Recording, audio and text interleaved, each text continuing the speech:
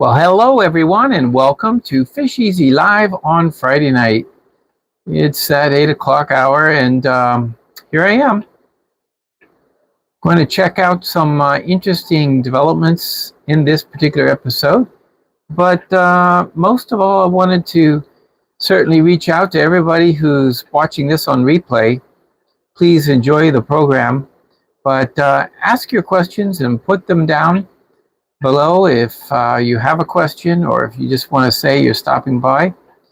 I would love to hear from you, and I always respond to all the questions that people drop off. This is a pair of Apistogramma, and these are Panduros. It's just a gorgeous pair. Actually, this last time they did spawn in a higher pH than they did on the previous spawn. And unfortunately, it appears that the higher pH may have been a reason why the fry didn't make it. So, well, the eggs probably didn't make it because there were only 3 fry. That's how it was. Hi, Sandy. Welcome. Welcome to Friday Night FishEZ. And I was just explaining, I think last night I took out the 3 fry that were in here. We can take a look at them. But there were only 3 fry. So the reason I took them out is because I'm sure she would have raised them up like she did the first batch. But since there are only 3, I'd rather her go down and lay eggs again. This time I'm going to drop the pH. We're going to see if we can get a lower. The settings at the time were 6.7 pH and a TDS of 70. And so that was 722. So we're talking about 10 days old now, right? And so what do they look like? They're just 3 of them. They're very small. I put them in this breeder box. Let's take a look. See if they're doing okay. I haven't checked on them today. Well, actually, there's one in the back. It's not that I didn't check on them today. I didn't check on them since I've been home. Right in the back there. It's very tiny. Let me try to hold the camera still enough, and you might see it move. Let me see if I can zoom in a little bit. There it is. See it there? That's zoomed in. It's quite small. And there's only 3 of them. So with only 3 of them in here, it just didn't make any sense to have the parents. They're moving about. I see another one there coming out. See, they usually stick together. They do huddle. They like the protection of each other. But as you can see, there's just no point in having the parents raise up 3 fry. So that's what I thought would be nice. This is Dad and Mom.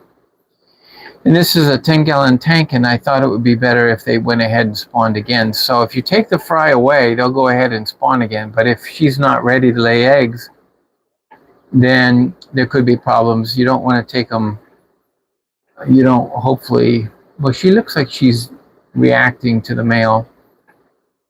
It's a very interesting, Apistogrammas have a most interesting characteristic, at least what I find. Hey, go with the flow, aquatics. Welcome on this Friday. I just find it very intriguing the way the male and female bonding is not like any cichlids that I've actually seen. Like, for example, on the cichlids that you normally would have a pairing off of, like the Maculapennis or some other species, genus, or even a, you know, like a Jack Dempsey, Oscar, any of those. Usually the male and female are like, they're like, you know, in each other's face. They kind of lip lock. But what happens here, I see in Apistogramma is, so far with the different ones I've had, I've experienced the Borellii, I've had these, I've had the what do you call the McMasteri, that one as well. But see how the female, she kind of like he's totally ignoring her. It's like he totally doesn't even notice she's there, but he does notice she's there. Okay, now they're doing a little of that flapping, or shall we say body slapping. So they kind of do that a little bit. There's just a little interaction between them. And what's funny is because somehow I never see them actually spawn. She coaxes him into the cave, or sometimes it's just near the entrance, I don't know, and she gets a reaction from them, and then she'll get their fertilized eggs, and the fertilized eggs will just be her care. I mean, she'll be the one watching it, but he's not after the eggs to eat them. He knows that they are his fry, because even when the fry are out and about, he's protecting them. He's sort of guarding, he sort of guards the perimeter of the nest.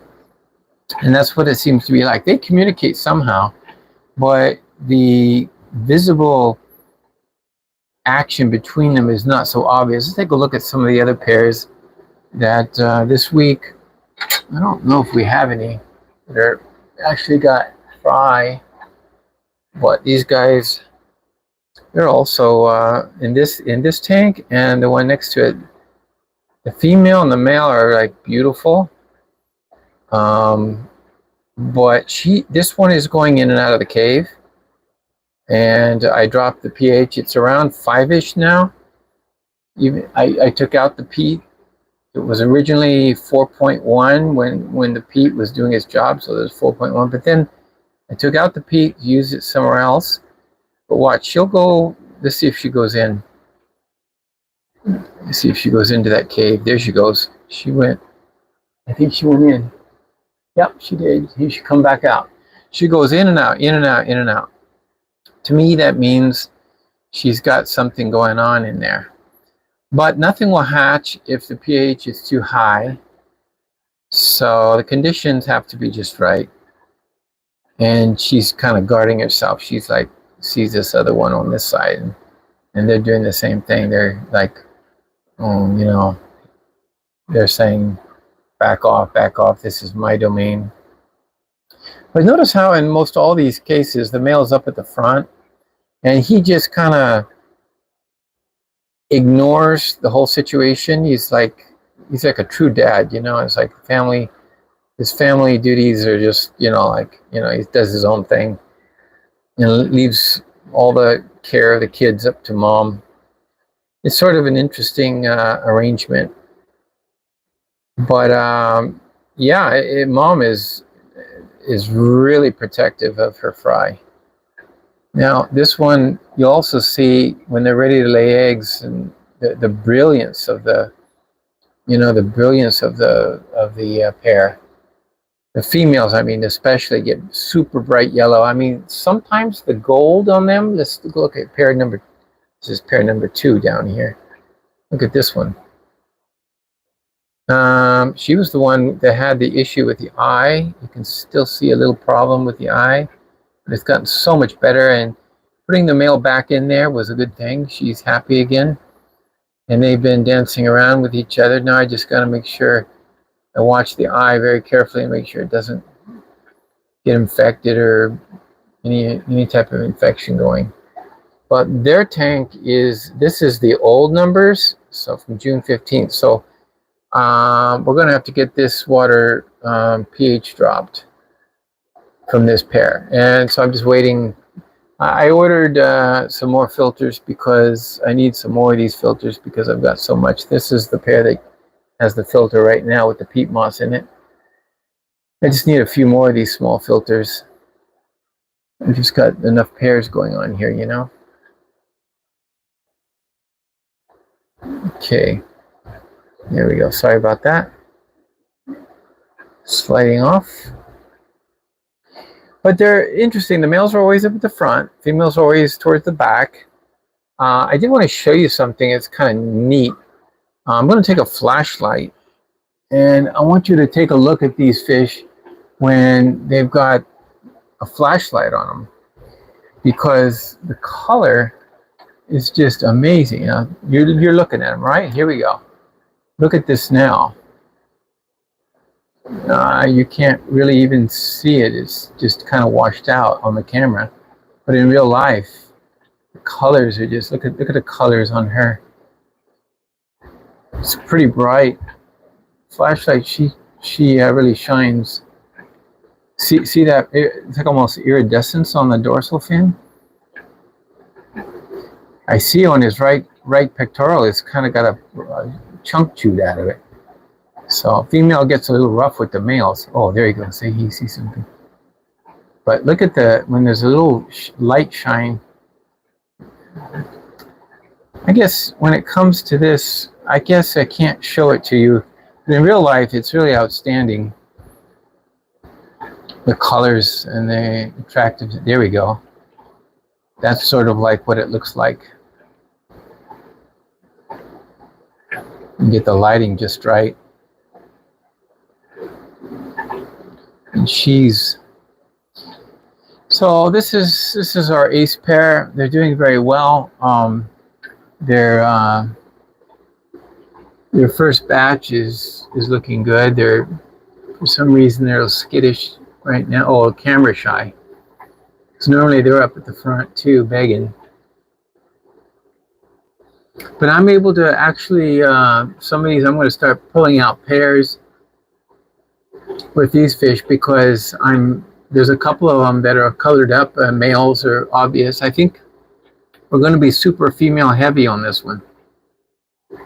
That's my take. I see a lot of females. I don't mind having that problem. In all honesty, I'd rather have more females than males. When I go to the store and they have these fish, you'll see a tank, it'll be all males. If not anything, no females at all.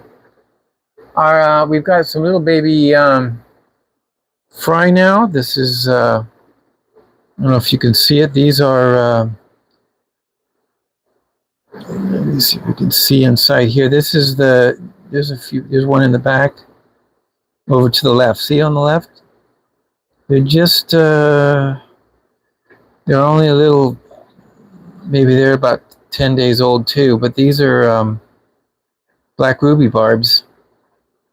I was hoping to get more than what I find. It seems as though there was quite a bit. Hello everyone, Outside in Aquatics, Shady Grady. We had some other people join us. Benjamin Peters, Fish Fam Link is here. Glad you all could be here tonight. We're just kind of going over some of the things. One of the things I did was I moved I went ahead and moved these young super reds over into a tank on themselves. They needed to be in a tank because that breeder box was just getting stuffed. So I mixed them with these tiger barbs, green tiger barbs, and it's not a problem. They'll be okay with that. And I just needed something where they can, as you can see here, I'm throwing in zucchini. It makes a mess, but it's a natural mess. It's not too hard to clean up. When it settles, creates a puddle of fiber, I'll just suck it out. Here was an attempt last night. Remember last week we were talking about this little raised thing I got from the dollar store. As you can see, it's raised up the bottom floor, the matting, quite a bit more than the white, what do you call it, egg crate?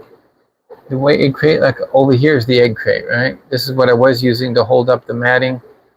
And I tried this, Not sure. I'm still not convinced that this is better, but this could be used.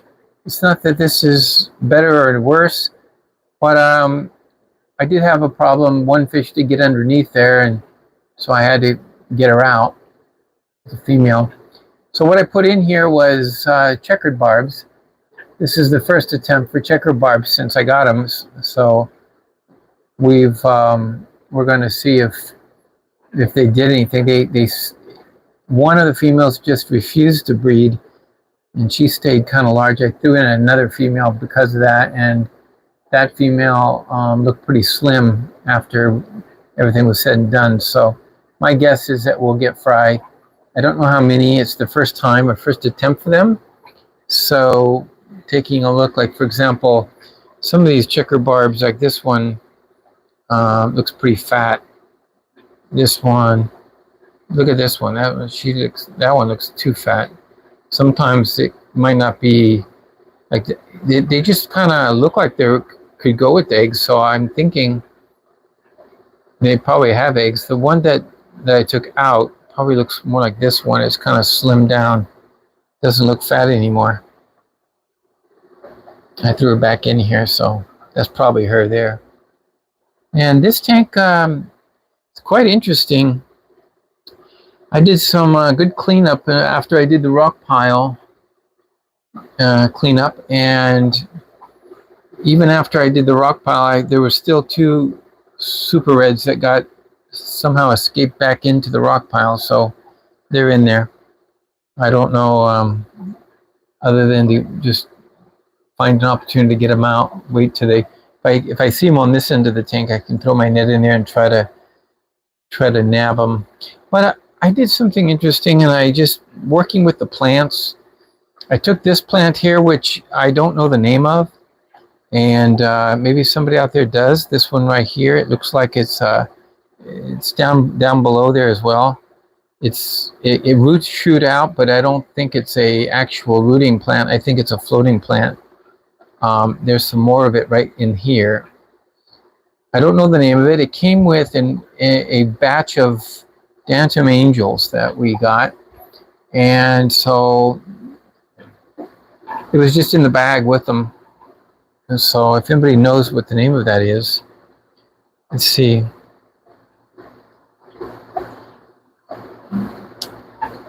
Elfish tanks, high flow. Yeah, this is, I have actually an HOB back there, and so I have a lot of flow onto the rocks. And the reason I'm doing that is because one of the experts, plant experts from our fish club, came and gave a talk and explained that the bobitis plant likes good flow, and that's why I have the bobitis here. And I picked it up from him that night, and the bobitis is nice. You see that? You see that barb there, just kind of nibbling at the bobitis? I noticed I've seen them take chunks of plants, especially over here. This one here, the new one I got, I've seen them take bites right out of it. So, but not bad. They're not tearing it apart. Here's a bit of it kind of floating right here. Right here. What is this called? Anybody know?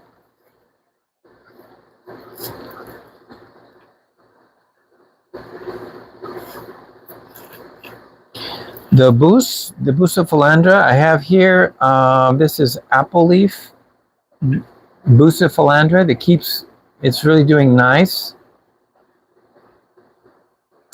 Oh, bobitis, yeah. I've got the bobitis under the flow. I also get flowers from this Bucephalandra. But this one here, I'd like to know what it is. I don't recognize it. I've never had it before. It just came in the bag, but it seems to grow very easily. It seems to have adapted well. And there's some leaves missing over here because I think the barbs are nibbling away at it. I know the cardinals don't bother it, but neither do the rummy nose. We're going to get excited. I'm going to try the rummy nose one day. I have them separated and conditioning them up. These are all the females. They're looking nice. The males are down below, and they're much smaller, skinnier. And these are the males. Okay, so you got male checkerboard barbs, checkerboard barbs, and you've got these Odessas are trying to suck up the limelight. Yeah, so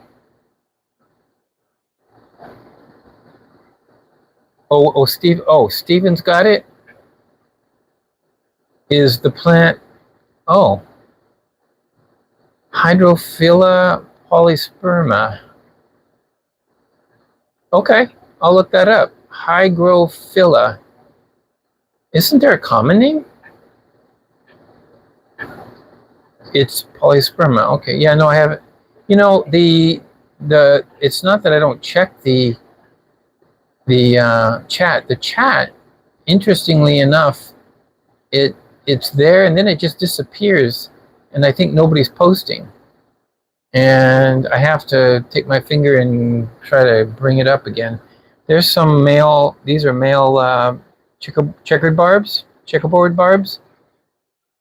Right there, they have like more of an orangey fin.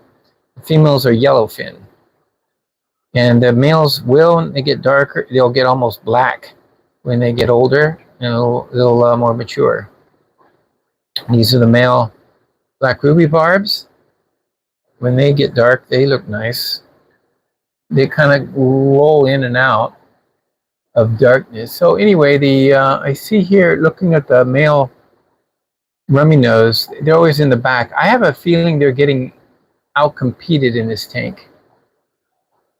I'm looking at them and they look a little skinny. I'll bet you they're not getting much food. These barbs, when you throw food in there, stand back. Yeah, these guys are at the front and they jump at the food. That's what's probably happening there. I'm going to have to change that before we put them together. But yeah, the females are fine because they're getting a lot of baby brine shrimp in this tank. Not a lot, actually. I just said that, but they get some. They get a little treat once in a while. Most of the time when I'm after feeding all the babies and I have a little bit left over, I'll throw it in here and the cardinals will go crazy over it. But polysperma, huh? It has a common name like waterweed, but some plants are better known by their scientific name. Stephen P. Aquatics. Aquatics. Oh, I don't know how you say that. I'm not good at that. Well, thank you very much for. I knew somebody would know, and it's just one of those things. I didn't buy it. It just I've never even seen it before. Honestly, I don't recall ever seeing it before. It's not something you pick up at the store, you know. But I see it growing in my tank. It seems to be doing well. So I took a piece and tied it to the bottom just to lay it on the bottom in a couple places to see if it would root. I think it will, but at any rate, it adds some nice color because it's a light green. Also in this tank, I've had a love-hate relationship with my hornwort. It grows crazy, super thick and fantastic for a while, and then it'll almost die out, and I can't get it to blossom. I can't get it to do anything. Then it will come back, and now it's look like it's on its way back to being nice and thick. So it comes and goes. But this is the only real planted tank I work with. Not that it's really trying to be star. This particular type of Valsenaria is not your jungle. It's a smaller variety. And I didn't think it would get more than 8 inches tall, but it's trying to reach to the top. I guess it's going to reach there. That leaf is really almost to the top. but it's smaller leaf than the jungle val, and I really wanted it to take off so I could kind of use it as I want to put it in some places in this tank. If I can get it to start rooting. Oh, wait a minute. There we go. Look at that. There's a baby coming right off here. See there? It's coming off and shooting a runner. I didn't even know that until right now. Until we're looking at it. There it is, a runner. It's coming out of the bowl, the pot. So I should be able to take that and it'll start growing. Let it grow out, and then, yeah, I'd like to make a little group of that particular. It's not so big. I had jungle val in here before, and it got way out of control. I had to get rid of it. Yeah, and my crypts are, sometimes they do great, and the algae gets them, and then I just can't keep the algae from over here. And this is a super bright light. Over here on this one, I only got the light because it was the light we had available, but it's kind of too bright for this small tank. But anyway, I got some little guppy grass in there. Back behind there, if I can move this, maybe you can see it. All the crypts, all my crypts were doing great in those pots, and then now they're just covered in algae. I don't know what I can do about that. Let me see if I can. Let's just take a look at this tank from the side. Oh yeah, here we go. See, it's from the end view. We've got some growing out. Some of these Apistogrammas. Those are both two different kinds. We got the Panduros here, and the orange ones are the Mastri red-shouldered gold morph. Yeah, they get really nice. Yeah, so these plants here, just been in the plants. This one here, all the crypts are a little different, but I don't know how to keep the algae down. I may just have to take off the light altogether. Sometimes I do that. It's got its own switch. So here's some more red-shouldered golds, and we also have a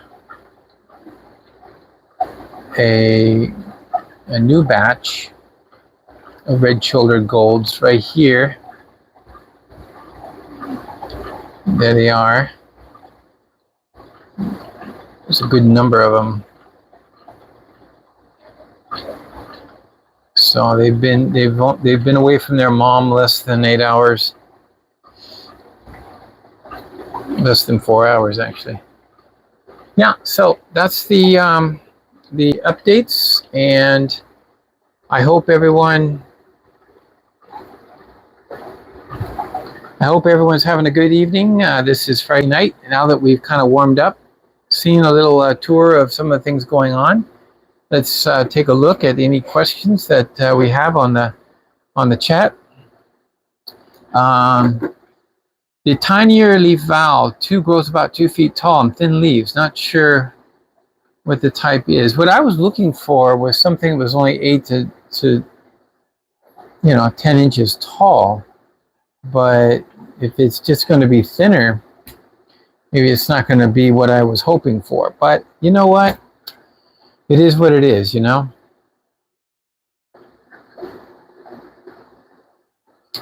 Grant and Shelby came here a couple weeks, and Grant was like, "You know that's illegal, right?" And I have a ton of weeds in my fish room.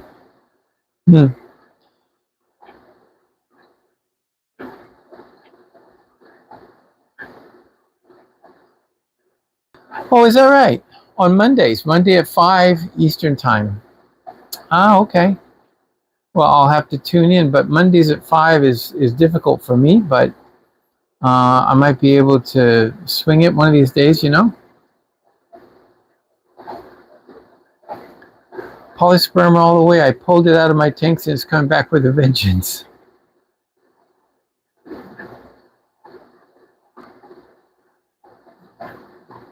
Oh, interesting. It's probably why they gave it to us in the bag, because if it's really easy to grow, and it's just one of those plants that, you know, he probably had a lot of it, you know.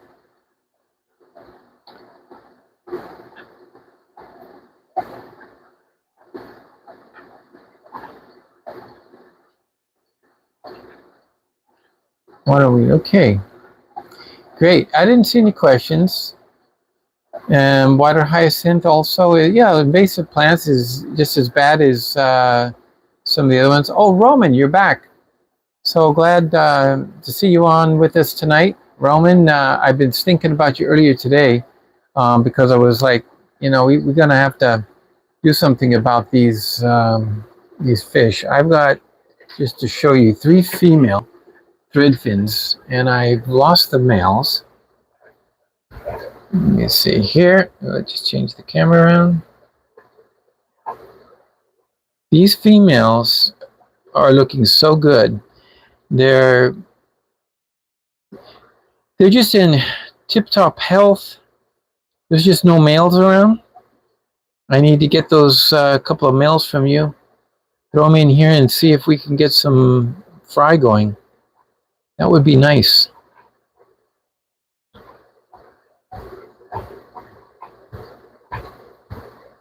I've bred these before. By the way, I did have a new spawn here from the flag cichlids, but I don't know what happened to the fry. They took care of the first batch without a single problem, but very camera shy. But you know what? I think this batch, something happened, because we should see free swimming fry by now, and we don't. I don't see any fry, and the parents don't act like they have fry. Sometimes they're both in the front, sometimes they're both in the back. When they had fry, there was always one parent with them, you know, guarding and protecting them. So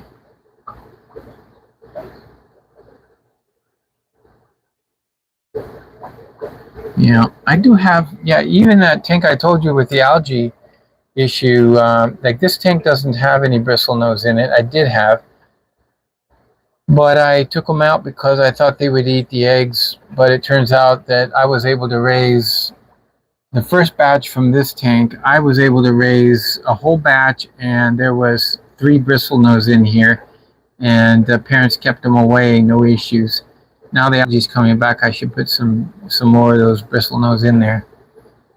I really should kind of keep the algae down.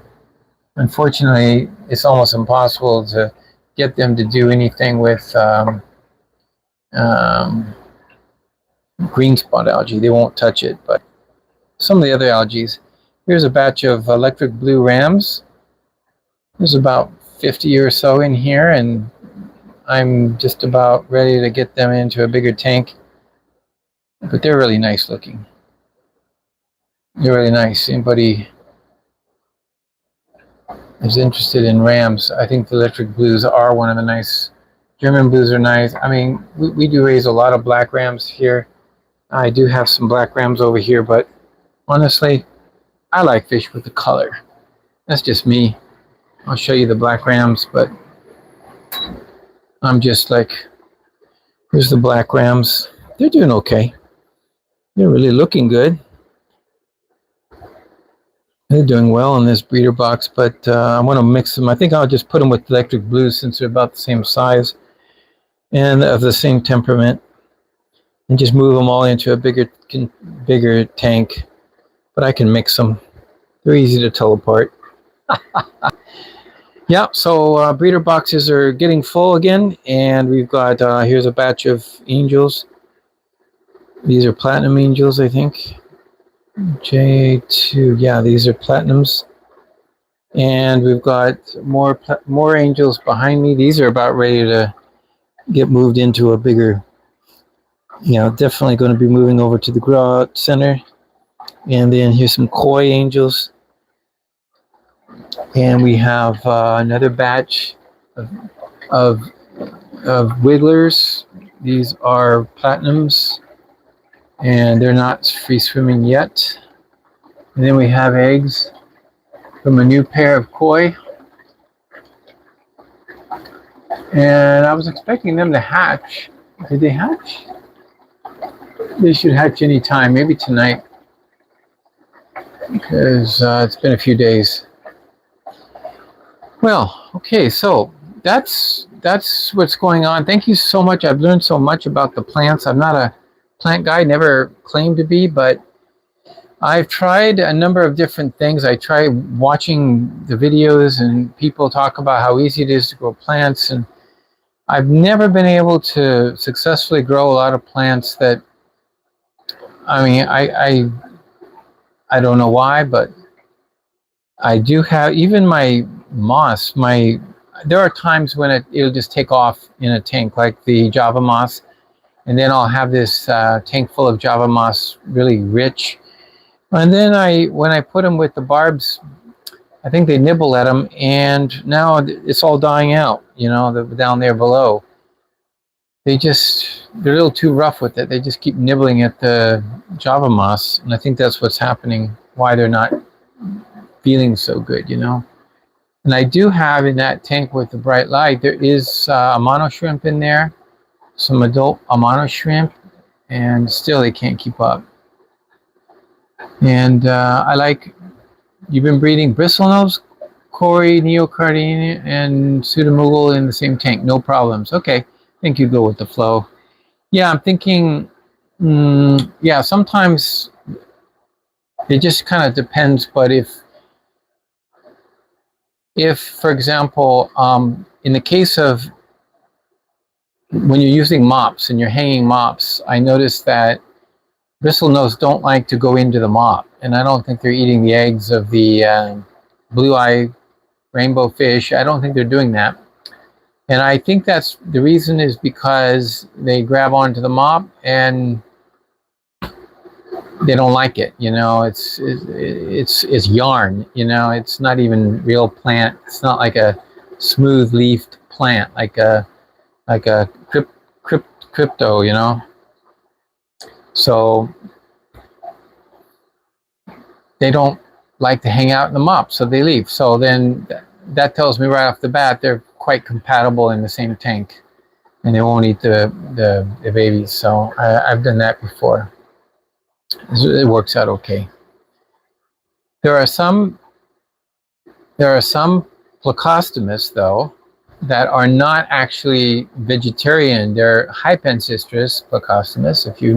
Most of you know about that, but some of you may not. Not every suckermouth catfish eats algae, and so a lot of the hypensistrants, which are really beautiful plecostomus, but they're looking for a more meatier diet, and they're looking for higher proteins, and they're looking to maybe suck on. In the wild, they're probably eating dead fish or whatever, you know. I don't know, but don't try to feed them, you know, veggie diet. Like you can throw in the zucchini for the ancistrus, the bristlenose, and they thrive on it. In fact, they need it, because if you give them an all solid protein diet, they're going to get bloat, they're going to have issues, and they're not going to make it.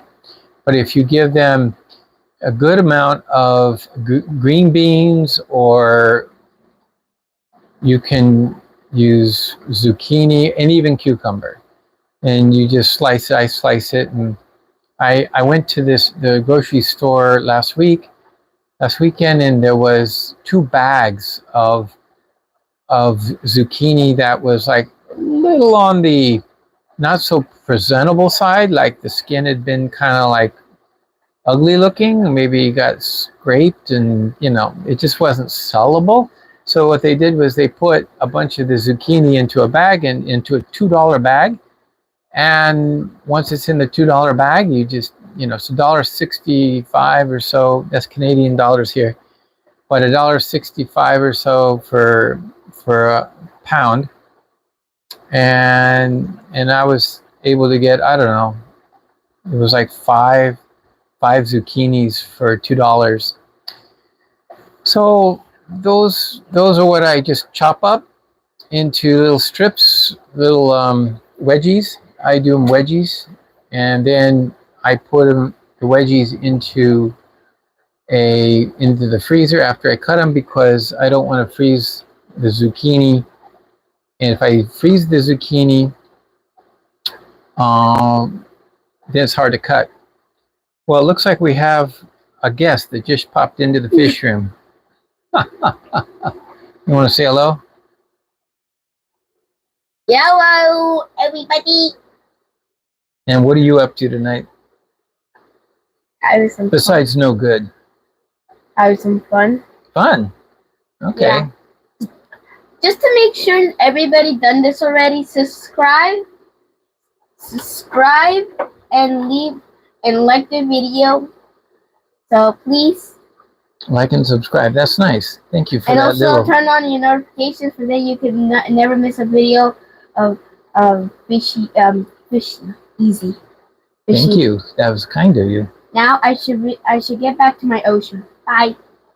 Back to your ocean. Okay, that was a nice interruption, but we had from Mr. Z. And yes, Outside in Aquatics is Mr. Z. Yeah, he really would love to do videos and get into the YouTube thing if his parents would allow him. And of course, Mr. Z is my wife's nephew, so it's up to them, not for us to decide that. So, but he loves it. He loves to show off. Yeah. Okay. If you parboil them, what that does is it allows it to sink. But what I do is I don't bother to parboil them, or to, boil them for just a minute.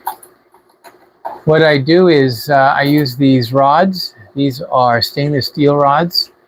You just buy them as on Amazon.com. I can buy these things as, well, what they are axles for these model cars, So I got different sizes. The little shorter one, and then there's a longer one. So the longer one is just heavier. It's got more weight to it. So if the piece is big, I'll grab a bigger post. But basically, these are stainless steel. They don't seem to corrode at all.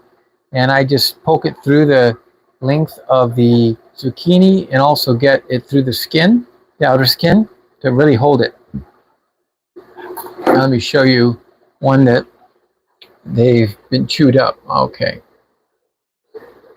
So as you can see here, there's this one in particular. I had used some rubber bands to hold it on as well, because I don't usually do that. Here's a better shot. Here's a zucchini. It's actually a yellow zucchini, and I pierce it through, and then I get through the skin as well. So this was a wedgie, and they've just turned this down into pretty much it's going to end up being just a piece of skin. They don't seem to eat the seeds either, so I'll have to siphon that out. Like over here from past zucchinis, you see some of the rods are still in the tank.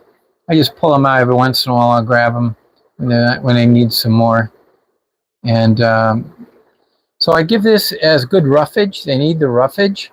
And then I also will throw in a little bit of regular fish food with a higher protein, so they get it in both. They do eat both, but I'm not going to feed them just solidly protein food, because that's too much. It will cause issues. But as long as I'm feeding some zucchini, or if you're feeding some green beans, things like that, it pushes through their system the amount of roughage they need, and so that's what I recommend. Now,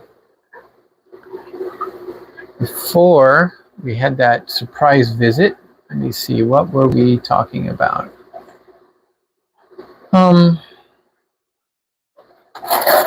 Somebody had made a comment, right? Oh, and yeah, so the reason that you parboil them is that they'll just sink, right? Okay, how long do you leave them in there? Okay, that's a good question. I like to put only enough in there so that they will completely eradicate what I put in there within 3 days. Yeah, with about 3 days, it should all be gone. If it sits there in the water for longer than that, it'll start to go kind of mushy, and that's no good. It turns the water white, and then I'll have to do water changes. It doesn't hurt the fish, the white, but it's just vegetable matter of some sort. I also was asked about these things. These are bio balls, and I use these inside I use these as caves. These are my caves. I set these in there for these guys. I'm going to go ahead and we'll just put some in there. I'm going to drop it in. These are bio balls that you get. I just dropped that one in there. It's perfect hiding for the young baby Plecostomus. In fact, I got 2 of them. So you buy them as bio balls, but these fish love them. So let me put another one in there. Yeah, so they'll go inside, and there's, I don't know how many slots, and then on the outside there's these little ridges, so it kind of like gives them each a little, you know how you've ever seen fish like over on the back of that, in the back of this tank there's a you see the filter, and there's those ridges in the filter. There's a couple of guys in there. Yeah, so like for example, Shady Grady says they're going to be gone in 24 hours in this tank. Well, that's true. It all depends on how much you put in there. And so what I'm saying is you get a handle on how much you know. Like for example, I know I can put something this size in there, and then I can wait until it's completely gone before I put another one in. And that size in a tank with, I don't know, there might be 25 long-finned plecos in here. And over here, these are the super reds. These guys are much younger and smaller, but see, they're already going for the bio ball. They love the little hiding grooves. Each one sets up shop into their own little home, and they defend it. And that thing will just be covered in plecos in a short order. So I meant to put some of those in there, but I didn't. So now I'm doing it now. Thanks for that reminder. So finally, when you get the plecos, these plecos over here have been chewing and chewing on on some zucchini, and basically there are some pieces left over, like you see the little chunk over there and chunk in the back, and there isn't much left. But what you're seeing here is they immediately start producing all kinds of digested zucchini. And so you can see it's a lighter color. It's easily removed. You can just siphon it out. If you had bare bottom, it makes it super easy.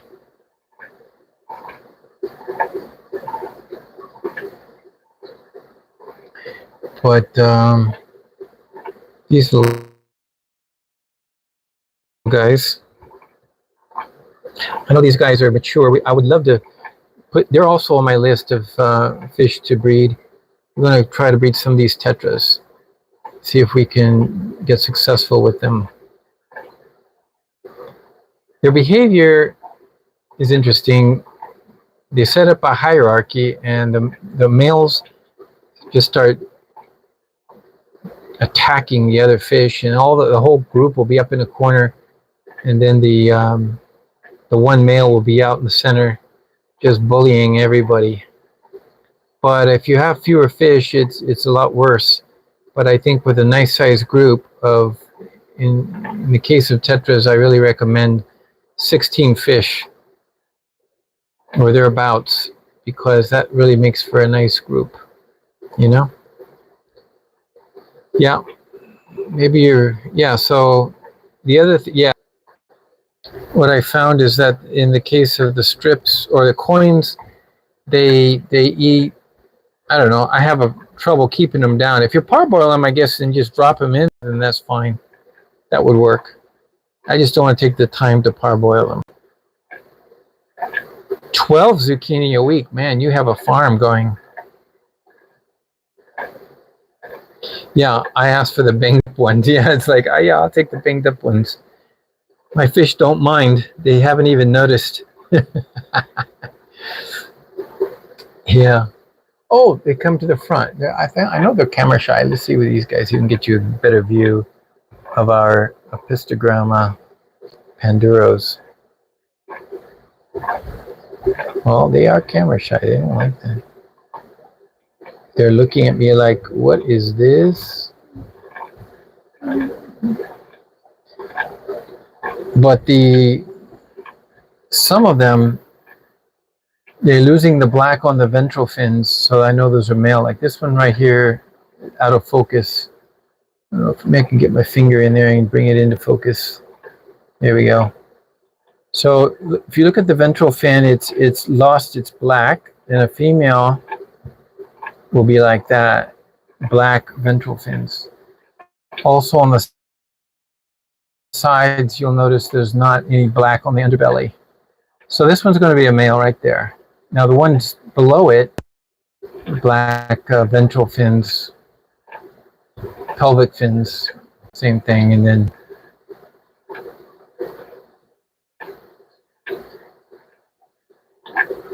oh, I see. You're using the rods, but you use the coins. You just spear them that way. Okay,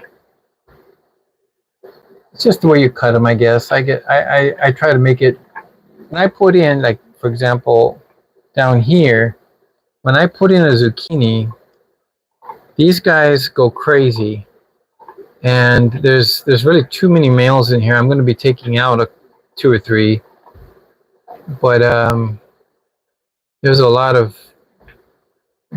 fish. They should be breeding more, and I think that it's because there's too many males. I think they're doing too much fighting. But like, you see a couple males. See the bristle nose.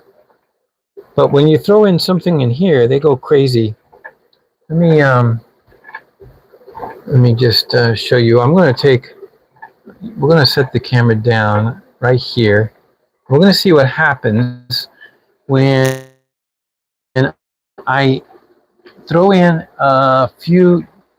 This is North Fin veggie. North Fin veggie. If you like it, you like it. You know, it's like it's got that you got to keep in mind. One of those qualities is that it sinks. It just sinks real quick. Boom, through the bottom. Now that's good if your fish are at the bottom, like in this case. I'm going to put, and there it is. Boom. So these penguins are going after it. And then all of a sudden, we're going to see some of the Plecostomus make their way over. And, oh, okay. She found something. And then that's going to draw in the rest. I think my connection's dropping in and out. If you saw me freeze up, that's the reason why. But now they're all coming out, you see.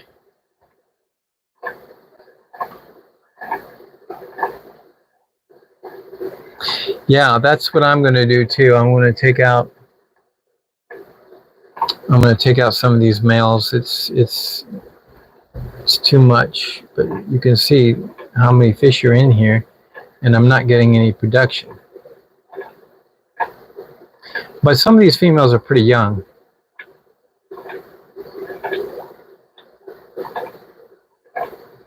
But I count 1, 2, 3. I think there's four males in this picture. I've also got some snakeskin barbs in here that are just on hold. I think they saw something drop in, and I think that food. There is a few more pieces of food down there, but that male is like, he's got his whiskers on him.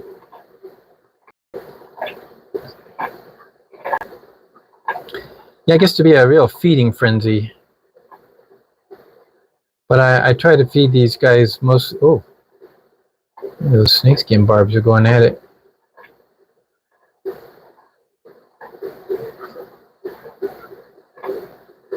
Yeah, they're stirring things up. Let's see if I can zoom in a little bit. I'll probably drop out, but.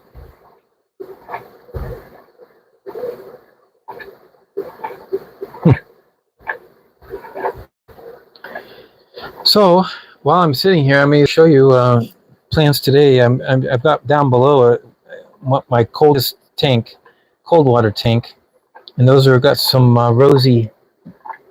And here's all the.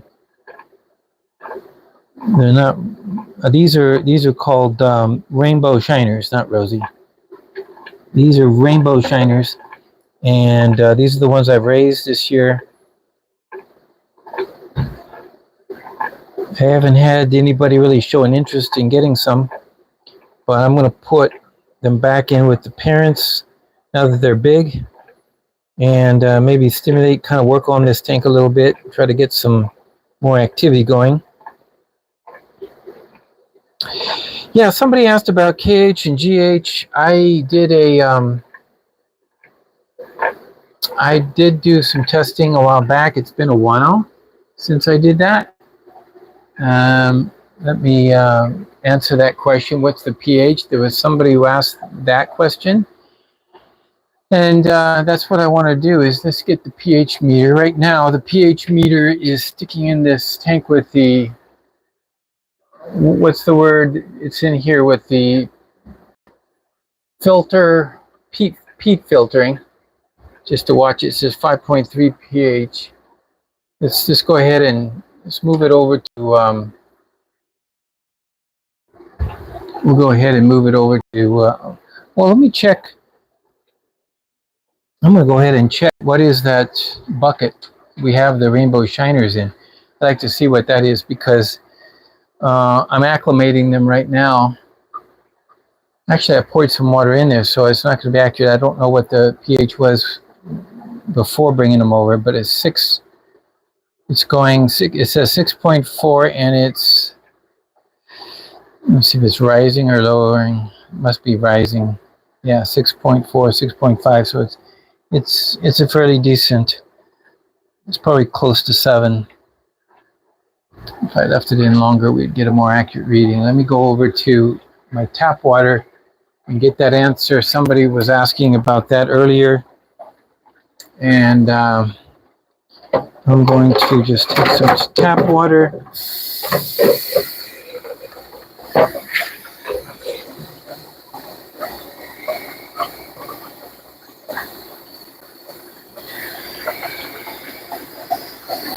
Okay. So I throw it in there. It says 7.0. Let's see how far it goes up. So that's the first thing we'll do is we'll check the tap water. So I just threw some tap water in this container, and right now it says 7.0.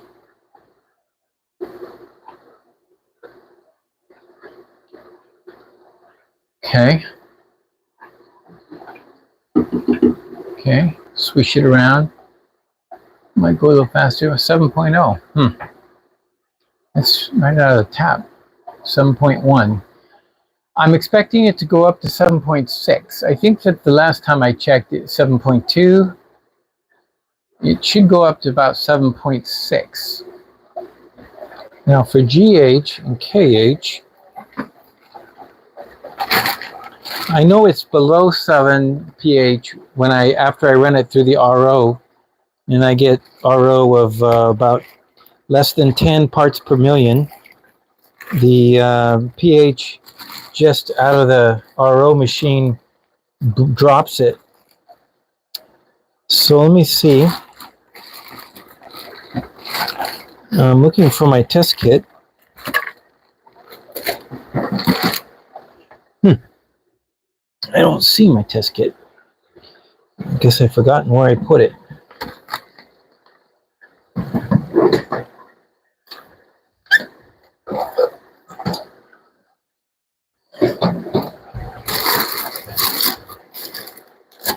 Well, that was a good question. When I find my test kit, I will take those measurements, and then what I will do is I will put those measurements, I usually write them on that tank over there, and I keep them in that spot because this isn't the first time somebody's asked me that question. And I think that I should know what it is, especially out of that 7.2 still. So the pH is kind of low, 7.3 now. It probably will get up to 7.6. Remember, what is the ppm? Oh, high, 240. I usually see it about 190, just under 200 normally. But right now it's reading 240.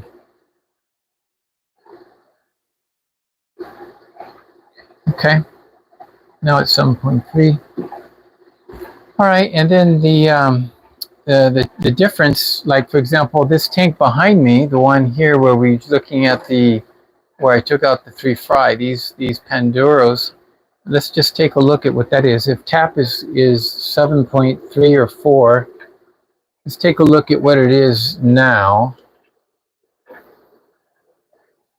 And the reason I say that is, what is it now? Because I'm going to need to, before they lay again, or she lays again and has another batch, I want to be able to drop the pH down to 5-ish, because that's when I think they'll get a better hatch. It's got to be lower. So 5, right now it's 60 ppm, 60, and I did a RO water change. So 60 ppm is not bad.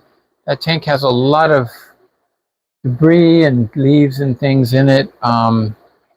Might throw some more leaves in there to help the situation. Okay, the pH is 6.9.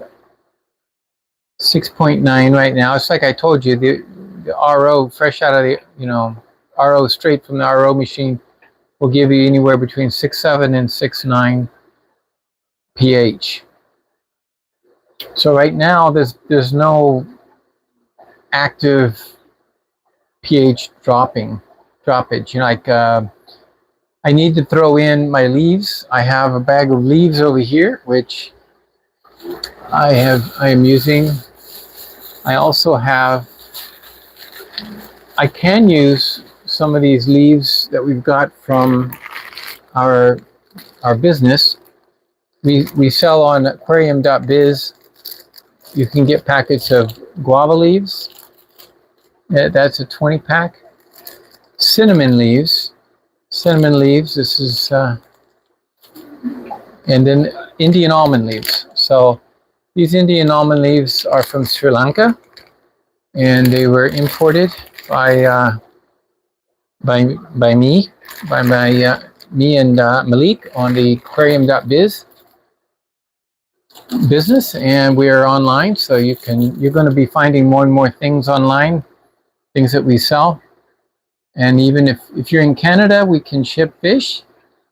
So that's something we can do, and so we're going to be doing that.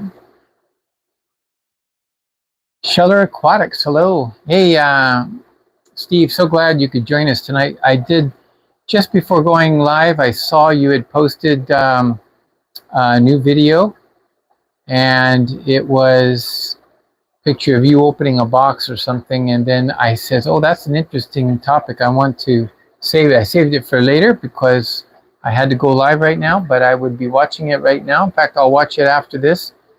It sounds very interesting. All your videos are great, so I'm looking forward to it. Whoop, sorry. So glad you could drop in. We were talking about pH. This has gone down to 6.7. So if it's 6.7, it's exactly what it was before. I have it written right here, 6.7. Now that's no good because I only got 3 fry out of it. So we're going to try using some leaves, and we're going to try filtering some peat, and we're going to see if we can't drop it down. If you use Sarah peat, they call it super peat. Overnight, I can drop the tank to 4.1, and it stops. There's something special about this peat. I don't know how it works, but it just You filter it with those little box filters, and the next morning it'll be 4.1 to 4.3, and the Apistogrammas don't seem to be affected whatsoever by such low pH. In fact, they seem to love it, but we've had nice large batches when it is very low like that. The only thing I don't know is my sex ratio, how it turned out. So for that particular batch that I think are mostly females, I want to definitely document how many males to females we ended up with and what the pH was at the time. So each one of those tanks up above, if we get another batch, those few that you saw a few minutes ago, I was showing you the ones that were mixed in with the McMastery red-shouldered gold. Those were from a different batch, and they were at a different pH. So I'm talking about the pH at the time when the eggs were laid, time when the eggs hatched, that period. So in those few days there, I want to know what actually is the pH and what the ratio is, sex ratio. So I want to get that done.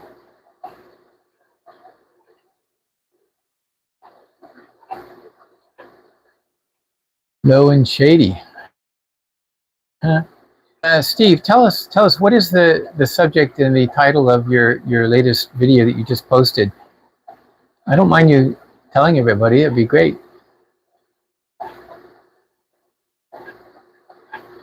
Shady, it's tomorrow, but oh, Jeff Kane, Peplin Creek Aquatics is hosting. Is that it?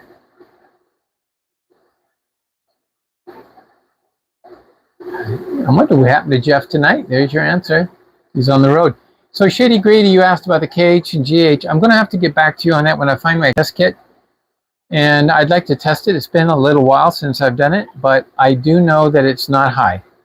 It's not high. It's not particularly low either. It's not like zero or anything like that, but it's not super high. So my pH and GH, what I have found is that it's not bad. It's pretty normal. Well, that's interesting. I'm looking at, I just discovered on the tank over there, you look, I just saw my notes. I thought it was in the tank above, but I have my notes right here. This is exactly what my tap water is, 7.6 and 240. That's what we measured just now, 240. This has been on the tank for many months. But the pH can change more quickly. I noticed that in the summertime, you know, we've got some situations where in the summertime they might add and do things to the water because of the warmth time period. So those are some issues right there. So it can fluctuate, but it doesn't usually drop much lower than 7.4. I've seen it maybe 7.4, but maybe my reading wasn't so great. But it's always halfway between 7.0 and 8.0, somewhere in the middle. That's where my pH is, right out of the tap. We get our water from the lake. I think it's Lake Ontario. So I hope that answers that question. I don't remember who asked. I think somebody asked one of the questions earlier. Let me see if I can see. Oh, somebody's been, I missed some of this discussion. I don't cook them first. It makes such a mess in the tanks when you do. Yeah. Well, that's, you're saying then what I say is I do it raw. I just use the raw.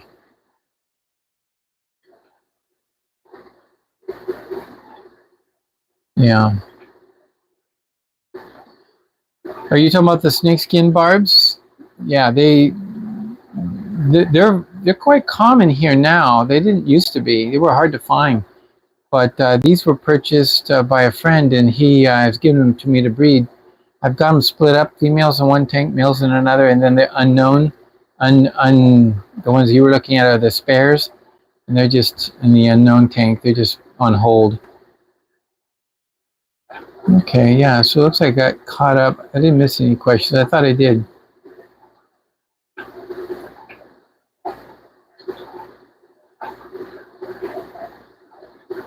So,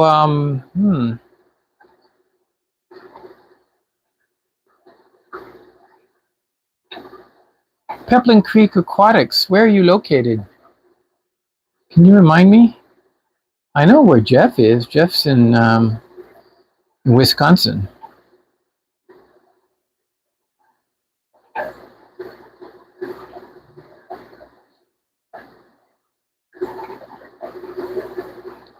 Okay, you're in central Wisconsin. Okay, so you're not too far. That's kind of nice. I was looking at the map the other day, and I was anxious to see what it would be like to get from here to Wisconsin to where Jeff is, but he's in central Wisconsin. It didn't seem like it was a straight shot, that's for sure. Looked like there were some big lakes in the way. You had to go around. So you were an hour apart. Okay. Well, that's what's how I'm going to drop the pH, and we're going to get that done as soon as possible because these fish up here are, I think, ready to go. And I've got the Daphnia going. We're gonna keep feeding them up on the Daphnia. I think Daphnia is good. I can feed them Daphnia. This is dropped down now to 6.6. Yeah, seems to be staying at 6.6. So this doesn't have any leaves or decaying leaves or peat in it. So we're gonna have to get that dropped. If I were to put this, let's go up to. I want to test the pH now of the tank that I haven't put any. Just to give you an idea, guys, there's 4 tanks up here, and each one has a pair of these beautiful Apistogrammas. So I'm going to put it in that's tank 5. Tank 5, that's pair number 2. I've numbered the pairs. We got a total of 5 pairs. Let's see if we get this. Okay, get that right. Okay, so this is pair number 2.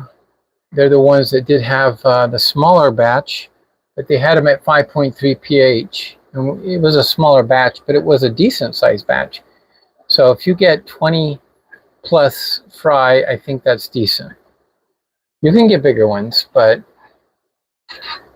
this one, they have not raised anything yet, but the pH I got down to 4.1. I think there's some in here. Let's see, before I change so right now it's 6.9. This tank here on the left is 6.9.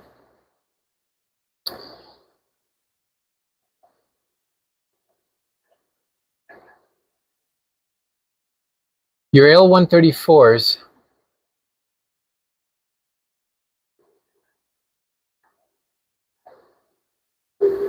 you're trying to get some spawns, no luck. Have had 1 spawn in 2 years. Well, I have some interesting news for you. I had 1 spawn in 4 years. So what we did was, we'll let you know the results, but what we did is Malik took them back to try to generate something. And what he did was, we ended up getting some more, and we broke it. Now they're kind of growing up some young ones. We had what came available were some young ones, so we're growing out a bunch more. But with the adults, I think there's 2 tanks of them we've got, and we're going to be working with those and see if we can get some spawns. So this is kind of a sad thing. I really would love to breed some 134s again. I raised out of that initial batch, there were like 25 fry, and they started dying as soon as I took them out of the tank and put them in a breeder box. And that's when I realized what Malik told me is that you have to have biofilm and for the fry. And so as soon as I got some dead decaying leaves in the breeder box, they stopped dying. So it was kind of an important thing. It was an important factor I didn't know. I was raising bristlenose. You know, you don't think about, you know, the differences in different types of plecos. You think they're all the same, but they're not, definitely not. And he has a lot more experience with hypensistrus plecos. And so that's what he did. So I was able to raise, I think 7 in total that year from that one spawn. But it turns out that I think I had mostly males. I didn't have many females. So that was it. So I'm going to move this over to this tank. We're going to put the meter in. And let's just take a look to see what it is. Because I definitely need to filter some peat in tank number, for pair number 2. Pair number 3 here is, I already filtered it down, but let me just see if it's been able to hold. It looks like the pH might have went up. That's not good. That's why I'm going to get some filters and just run the filters constantly. We're at 5.9. I want it to be closer to 5. She's going in and out. You see that?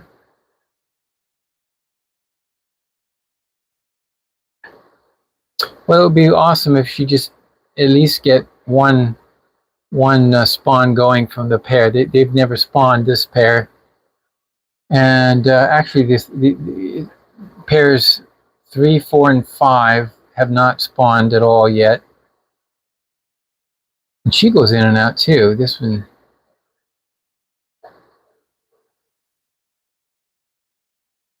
And she's brilliantly yellow. So the way she shows off, that's an indicator that she's in spawning behavior, spawning mode.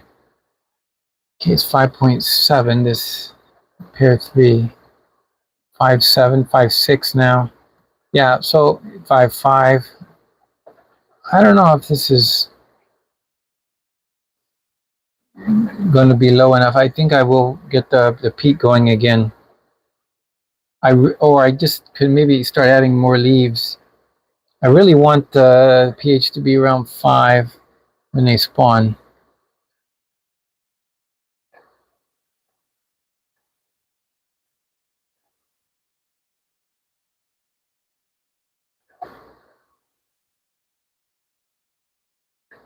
Hmm. 5.4. So we're sitting at 5.4 now. And it was 4.1 when I took out the filter. It's gone up. Well, 5.4 is not bad. It's under 6. So it's really not a bad thing. But like I said, I would like to see it around 5-ish. Maybe 5.1 or 2. So 5.4, maybe it's not bad. If she does have a spawn in there, she'll be pulling them out, bringing out the babies in the next week. Maybe we'll have something exciting to show next week, you know? That would be kind of fun. And this one, I wonder what that is. I didn't see that before. Look at that right on the side. It got like a, is that a pimple? It's got a mark. Maybe the female took out a scale or 2. If she feels like it, she'll just attack him. He gets too close. Like once the male does his job, he's got 2 jobs: fertilize the eggs, and then the rest of his life is spent just milling about the area, kind of fighting off predators. I guess you might want to say in the wild they're kind of like that, where one is like a decoy. Maybe that's what it is. He's kind of like out there and tries to keep the fish calm, and then he tries to chase him away.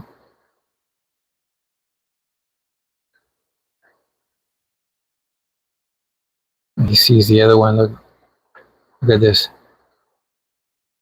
I like this when they can see each other. It gets them really excited, and oh wow, a lot of activity there. But you'll notice I put a divider halfway up the tank, and so when they're feeding at the bottom and they're milling about, when there's babies down there, they won't be in constant fear or get all stressed out because of a neighboring fish.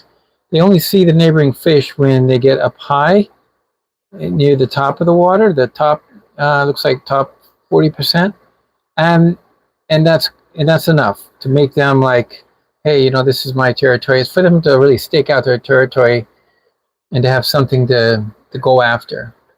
Okay, we're down to 5.2. So I'm really actually pleased. This one is holding to a decent pH. Now this one, I thought we tested this one already. This was the last one over here. I want to just test it, the one with the filter going, to see how low we've gotten it. I'm going to put the meter in now. There we go. So we have the peat moss filtering in the corner, using that little corner piece, and we'll see what it does. It says 5.2, but that's what it was in the other tank. Let me swish it around a little bit. 5.1. So it looks like it's gotten down to the same. So not bad. So I can wait. As soon as the new box filters arrive, I'll put peat in them and then just kind of keep the tanks down at a decent pH. Okay. So not much to talk about apart from these exciting little things going on. Well, I hope I didn't break anything. Oh, that was just a ceramic cave. Okay. It's a little tight in my fish room. There's not a lot of space. There's I don't know how many inches I've got there. It's kind of rough. I don't have a. Well, I don't know what I do with my tape measure. I had a tape measure here. The last thing I wanted to talk about to everybody is there's been some questions. This is especially for you, Jeff. And there was a couple of questions by different individuals who see how I actually do the cultivation of the Grindal worms. And so I wanted to explain a few things that people have asked me about. And one of those things is the Grindal worms.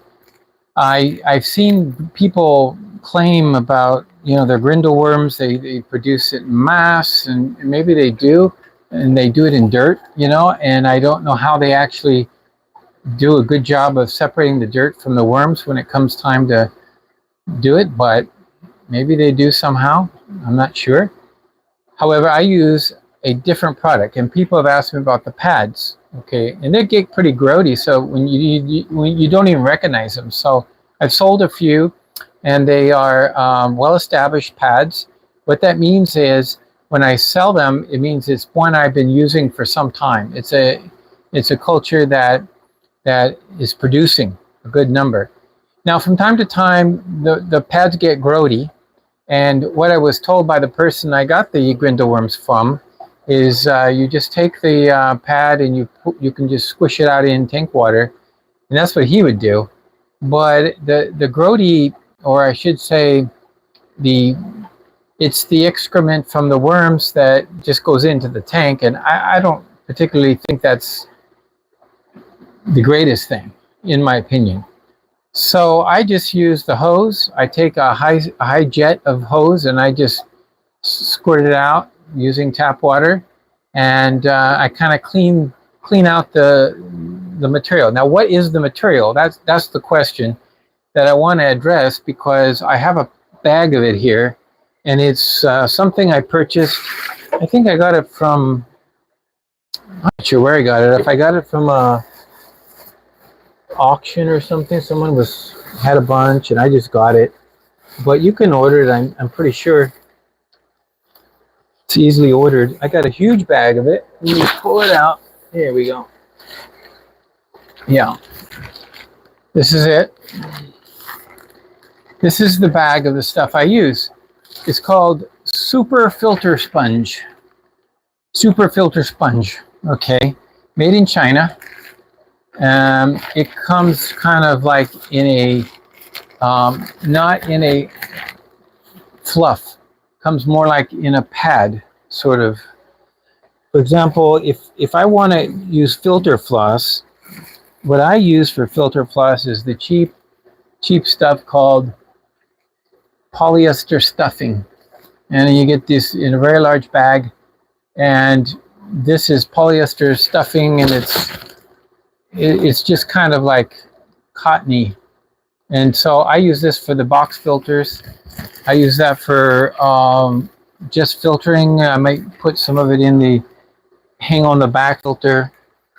That's what I do. Okay. Now, to explain some of the difference is this is going to be used, this stuff, I'm going to use this for my Grindal worm cultures. It is a big sheet, and it is very thick, as you can see. Now, I only want it to be half as thick as this.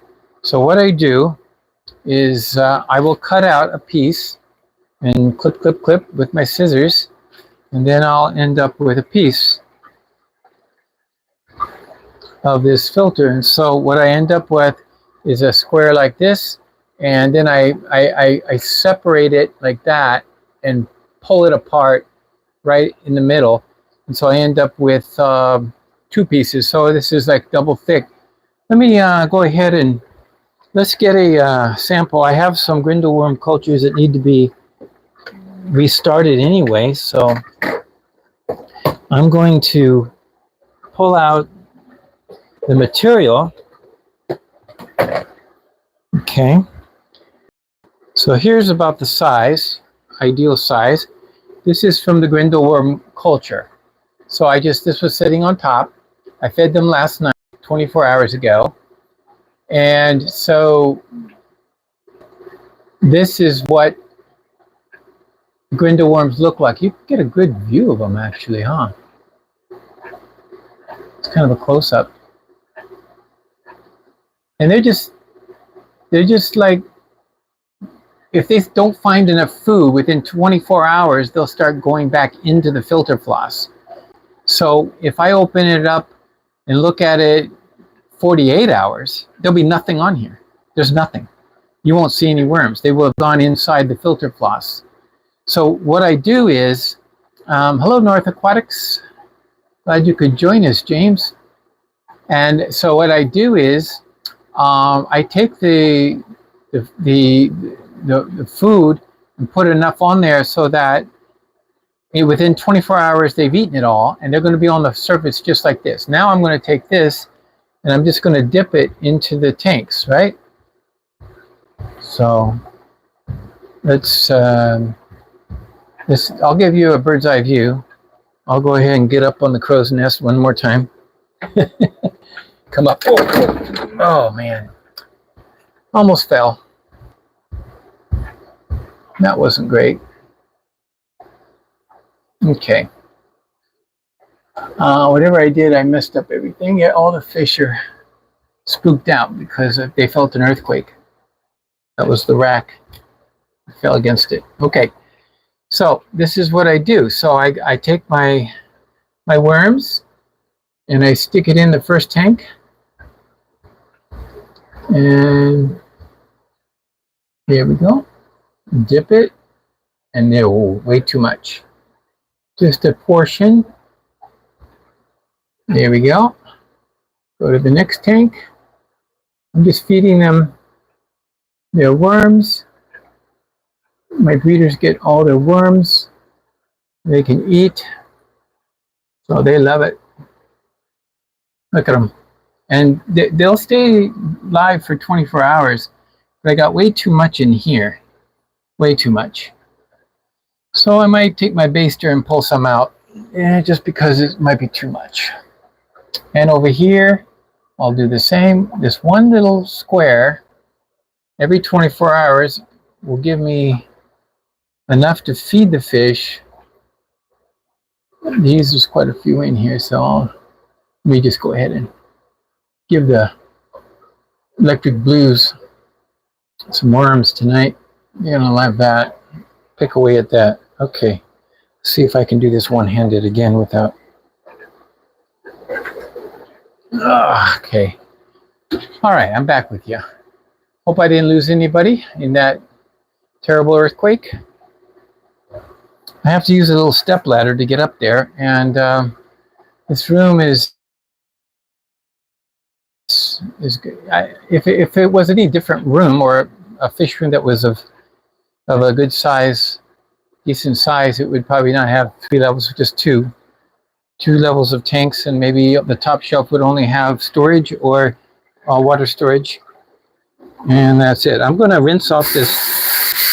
I'm just cleaning it a little bit, because after I dip it, I notice that there's still muck on it, the brown muck from the fish food that I feed. Any food that you feed. Dry cat food is what a lot of people use.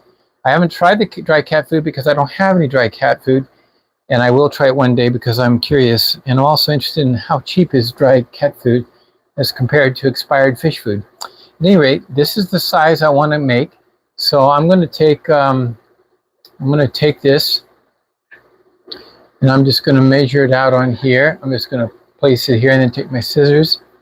We'll go ahead and make a couple of.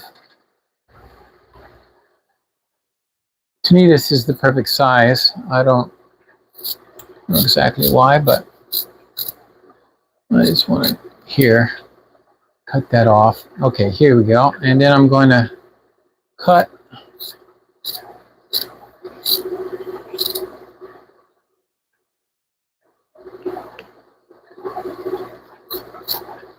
and then this direction, we'll cut it here.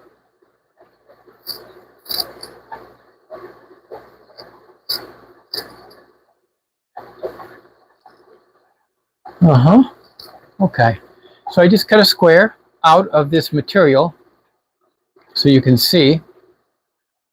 There you go. Voila. And this is going to become 2 because it's really too thick. I want it to be less, so I split it in half. I'm just splitting it down the. It just kind of pulls apart. It's filter floss. There we go. Okay, now I got 2, and this is the right thickness. The thickness is about ½ inch, and it's about this size. So I'm going to set this, and then this will just sit on top. And when I throw the fish food on top, or if you have cat food, crushed up cat food, I think that Jerry, one of the subscribers here, told me the other day that he uses dry cat food, but he soaks it first. So maybe that's the key there. So now I need this. Now, where do you get this? I went to the craft store, and this is the one I found. It's a sheet of that stuff, and it wasn't cheap. I really wished it was cheaper. This one is 10.4 inch by 13.5 inch. Basically, it's for like needlepoint, or whatever it is. It's called Loop and Threads. That may be the brand, I'm not sure. So I'm going to take off the label. You can see it says Loop and Threads. I don't know, that was the label I had. So now, on that note, I have this piece. I bought a couple of sheets because I want to have some extra. So what I'm going to do is now just cut it. It's plastic, so you can cut it with your scissors safely, and it's not an issue. So I'm just gonna go ahead and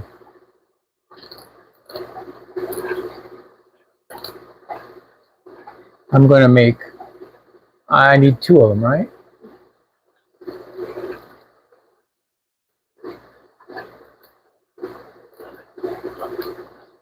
Okay, so to make them the ideal size,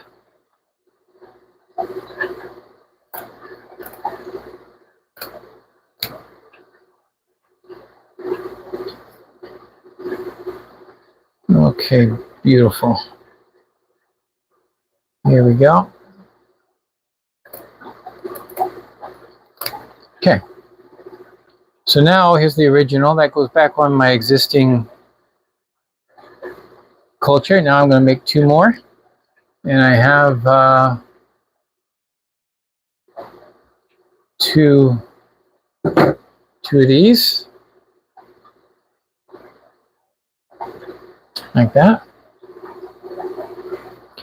So how am I going to do that? How am I going to start the new culture? Okay, the way I'm going to do that is, here's the cultures, and this is how I'm going to start a new culture. So for a time, let me put the existing one back. So I just fed those ones there. You saw how covered it was. This one over here on the left, it's in the same container. You'll notice that the worms are not as plentiful, and they didn't eat up all the food. So in this case, I might add a few more food. I just might add a little bit of food to that one and then save it for tomorrow. But I can also kind of moisten it by just dipping it. So if I have a tank, I have one nearby right here. Let me try doing this one-handed without dropping my phone into the tank. That would be helpful. So like in this case, I already have food in there. I don't want the fish to eat that food. That's for the worms. But what I can do is just kind of dip it. The worms go crazy into the water. And I can put it back. Now this is ready to put more food. This was dipped in water. Actually, I dried it off. Now it's moist. Put it back. And so what I can do is I'm going to put some food, and I put another one of these pads below. And so when I start a new pad, what I'm going to do is I'm going to put the new pad on top of an old pad. So for example, here's a blank empty container, right? So let's take our new pads.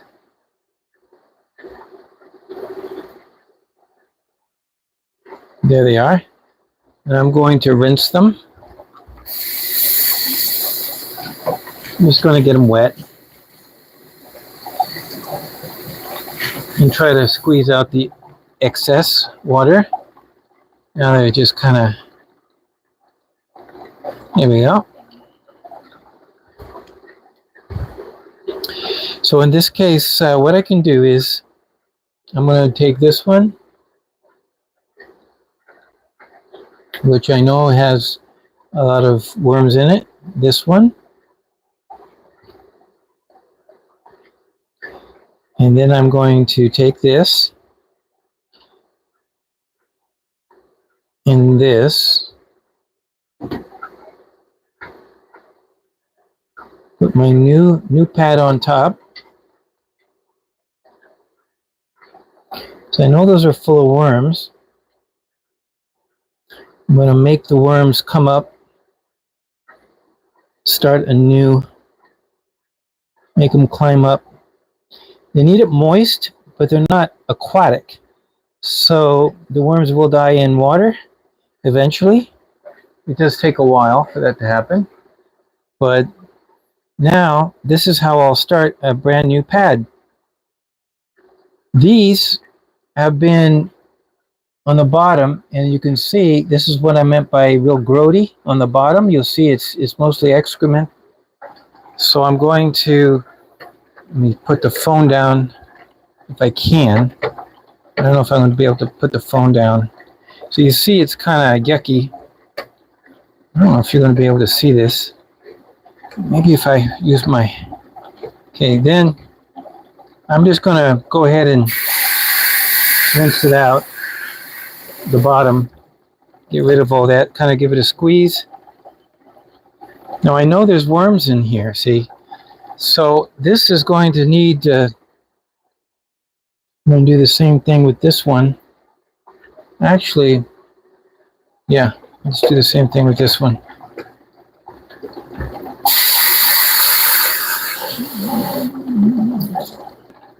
There we go. So it's kind of rinsed. It doesn't feel wet, it just feels damp. And now, there we go. So the key is, what I could do is put 2 more pads with this one, but I want these to kind of bounce back first. So we'll take our brand new cut and put them on the old one here. We just cut these out just now. As you can see, these are the ones that had the worms on them, food on it already. And so I want to, I probably shouldn't have fed the worms. I should have, since I'm starting anew, I probably should have just kept the worms on top. But I can do that anyway, because I have other ones over here. What I'll probably do is, you can see, like, look at this one. This one has got a lot of worms crawling up all over the place. This one needs to be, it needs some of the grills. That's why I went to this craft store to get some more. Here we go.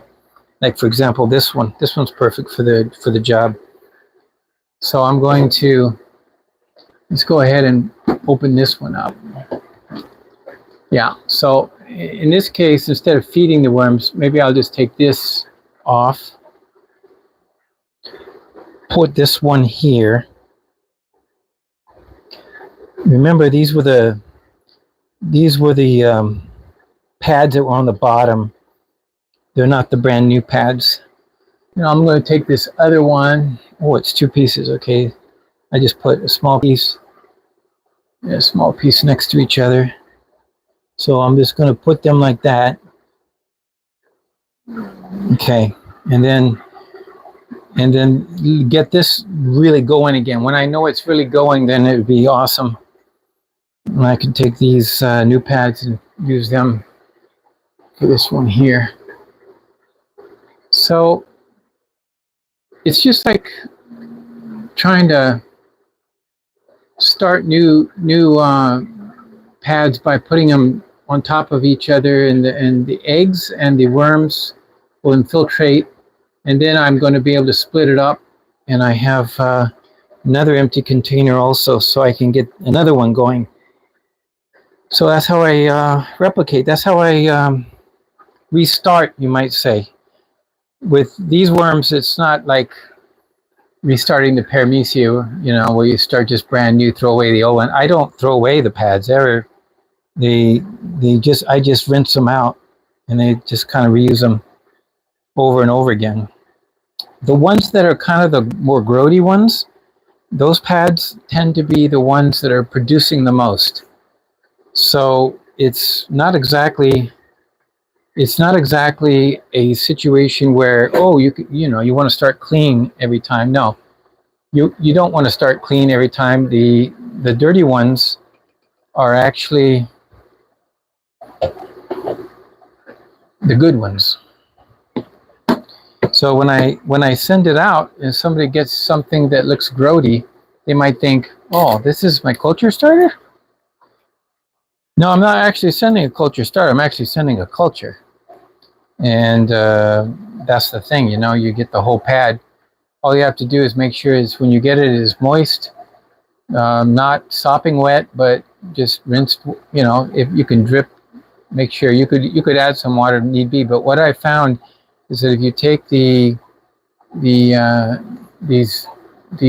grills and you dip it into the water and you shake off the worms and the worms go into the tank and the fish eat the worms, this is still wet and I don't dry it off. I just put it right back on top, and that adds moisture.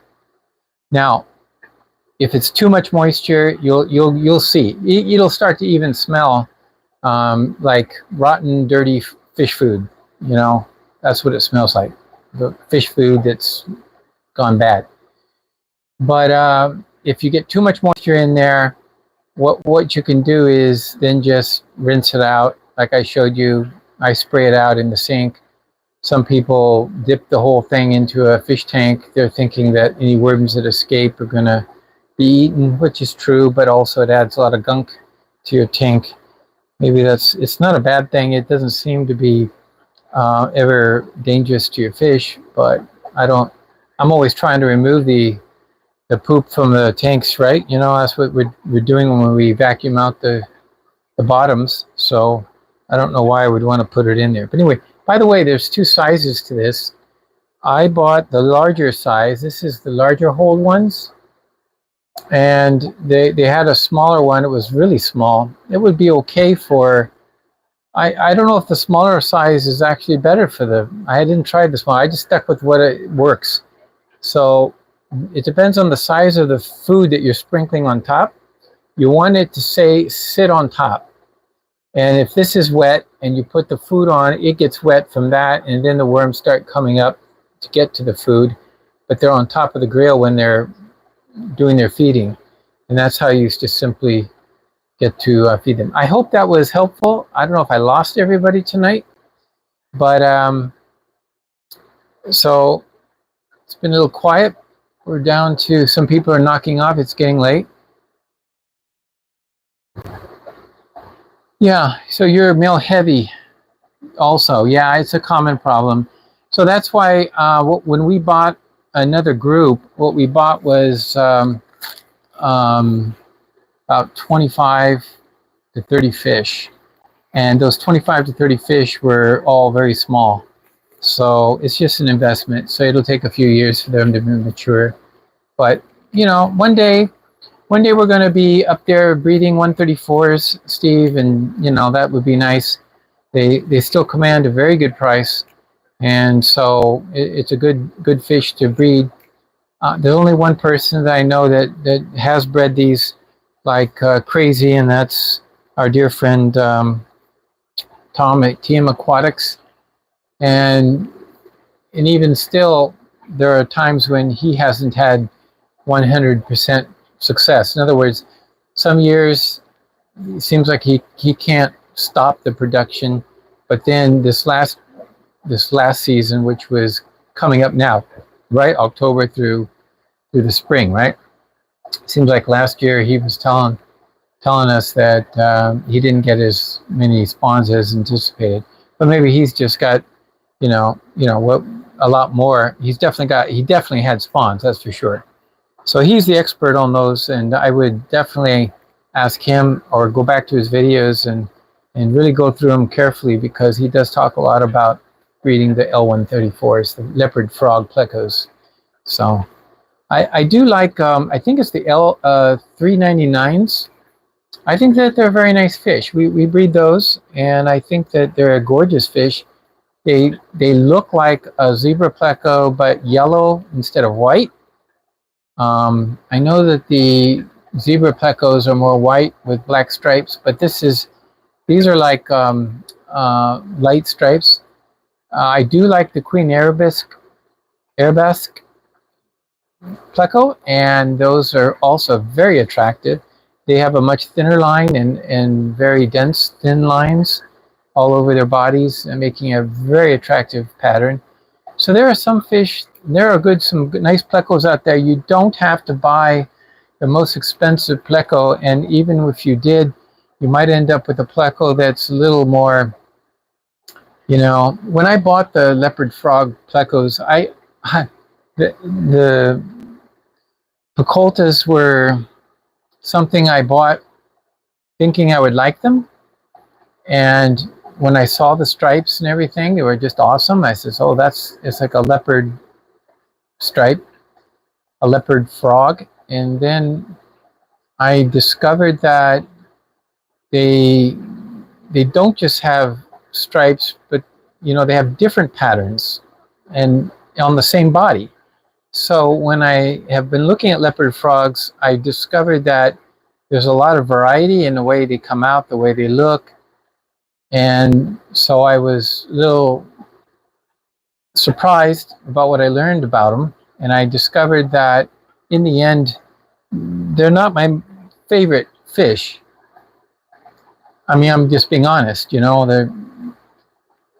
they're nice and they're sought after, but I've seen some prettier plecos, especially the ones that we're getting. And so one of the problems that we all have is that we look for a fish and we find a fish and we look on the fish in a book or on the internet and we see some beautiful specimens. Beautiful specimens. And these fish are just outstanding. And you know why they're there? It's because they're beautiful specimens. They're not your run-of-the-mill. They're not the average. And so what happens is sometimes if you really don't know a fish or you really aren't don't have in-depth knowledge about that fish, it can be deceiving because if you're basing it on what you see out there in a picture, I mean, you don't even know if the picture was modified, right? I mean, anybody nowadays, it's very hard to tell if a picture's been modified by some software.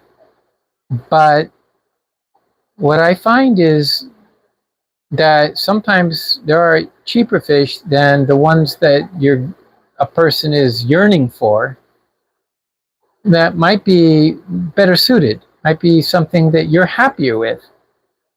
And for example, if you like striped barbs, well, tiger barbs are striped barbs. And I always thought greatly of tiger barbs, but I've had them for many years. And there's something about tiger barbs that is just really nasty. And that is their temperament.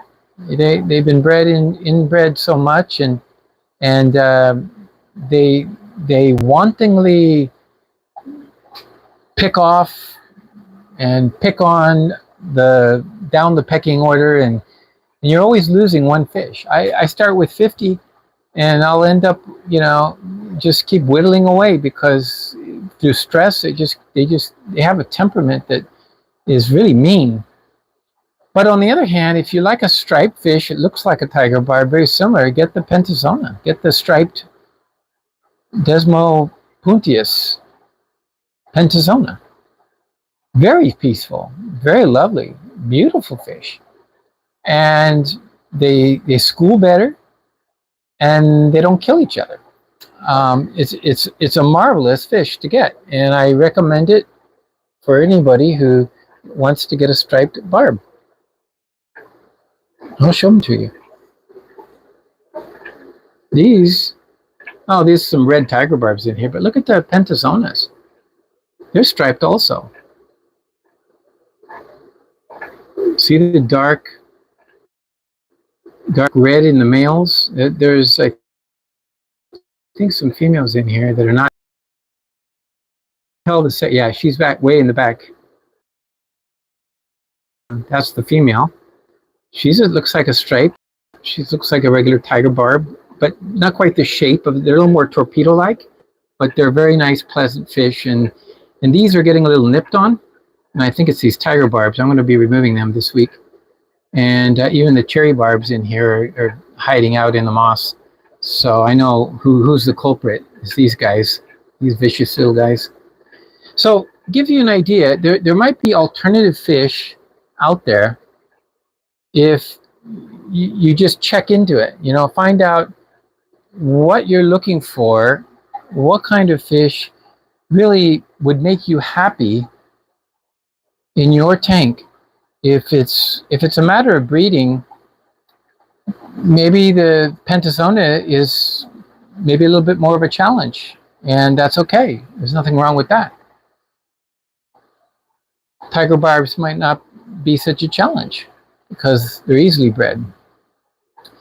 But you're talking about plecos again? Well, again, there's so many varieties of plecos out there, and I'm saying that the most expensive ones may not be the ones that really you should be looking at. I find, let me see if my male albino is out. Yeah, he's here. He's here. He's quite bright. When he was out with his flowing fins, he's the father to all those long-finned ones you saw a moment ago. But I mean, if you want something bright and cheery, get a super red. Get an albino. Get an ancestress. If you're looking for something a little higher end and you want a high pancystrus, well then, okay, then choose one. If you can get some leopard frogs that you like, if that's what you are interested in, but if you know that they're a challenge to breed, and that's your challenge, if that's what you're after is a challenge, that's fine too. I have no problem with that. I have challenges here in this fish room. I wrote right here on this tank, right above me, these are the fish that I want to breed. You can't see it because of the bright light, but it's written in yellow. But I've written there, I'll tell you what's written there. It's the rummy nose, which we're going to try to breed. The checkerboard, the checkered barbs, the cherry barb. I've never bred cherry barbs, but I have these albino cherries. We're going to breed those. But here's the kicker, snakeskin barbs. I've only been able to successfully see one fry out of all the snakeskin barbs I've had over the years. But I'm going to give it another try. But this time it's going to be we're going to give it a very patient try. In other words, we're going to get the parameters down to just as much attention and effort as I am putting into the apistogrammas. And with that in mind, the apistogrammas, require a pH that's lower. I'm going to be playing around with the pH and getting it down and seeing how these barbs react. And maybe I will be able to get some barbs. And I want to put that, I did see a fry, but I didn't raise it. It was just one fry. Maybe there was 2 fry in the tank. And so I know they bred, but not much, It was a very unsuccessful attempt. And for me, I consider it satisfactory once, not just that the fish bred, but also that the fry were raised.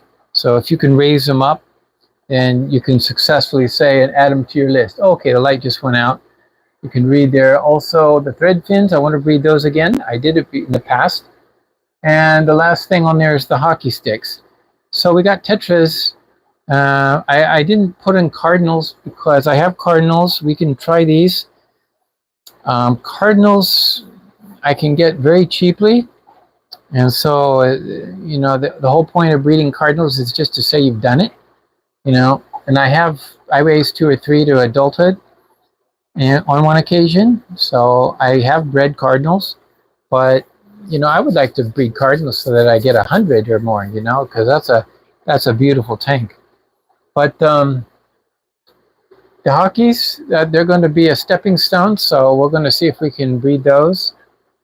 And that's going to take a little challenge. I'm finding that with those, so far it's a little harder to sex them, but I should be able to do it. I might have to separate them, put them into some different tanks and watch their behavior. I think with those, I'm going to get the best results from studying their behavior, then figuring out which ones are the females and the males. Females, of course, will be more plumper, but other than that, it's kind of hard for me to see much of a difference. Maybe it's because I'm not looking down. Maybe I should net some out, put them in a container, look straight down on them, and then I might be able to tell which ones are the plumper ones. That's one little trick that some people use. So the point being that enjoy your hobby, enjoy your fish. Don't get too frustrated over a certain species of fish that just doesn't do well for you. And to give you an idea of how that can happen, and that happened several times with me with the Corridoras. I can't tell you how many times I bought groups of Corridoras, and then right now I have one left. One Venezuelan orange Corridora. Oh, I bought a group, and there must have been in 20 or so in the beginning, but they don't do well in this fish room. And on the other hand, I have a friend who breeds Corys constantly and tons of them. The difference? The difference is maybe it's the water he's on, but I do know he knows how to, water change, watch the weather, low pressure system coming, do water changes, make everything dark, and then when the system comes through, he's doing his thing. He's putting in the time. He's putting in the work. I don't have the tank space here to do Corys like you really should or need for Corys. So they're just like off my books. I'm not gonna spend a lot of time figuring out how to breed Corys. I did raise on my orange laser Corys. I picked why I went straight to orange Corys. I don't know. Orange lasers. They're not the most easiest fish to breed, but I did raise a few of them, a couple of them. I got some eggs, and they were breeding, and I remember, now that I think about it, I had them in breeder box, and I was able to raise up a few of those. But those orange lasers were not easily, and eventually I ended up giving what few orange laser I had left to the friend who had the Cory success. So I gave it to him. But this is part of the joy of being able to select the species you enjoy the most and to go with. I have the pair of we went and selected, for example, up above me is the pair of Curviceps. We had some good success with those so far. One spawn, and I got two pair, but they tend to eat their eggs a lot. So I've also taken the eggs away and not been successful at getting them to hatch. So, sometimes they're easier, sometimes they're not, but they're a very pleasant fish. What I'm finding, though, is the temperament of the fish means a lot more to me than, say, many of the other. Let me move the camera a little bit. Thanks. So the temperament means a lot more to me. So I can enjoy the fish, and I can appreciate the fish, and the fish aren't giving me really nasty problems. So when that's the case, then life is good.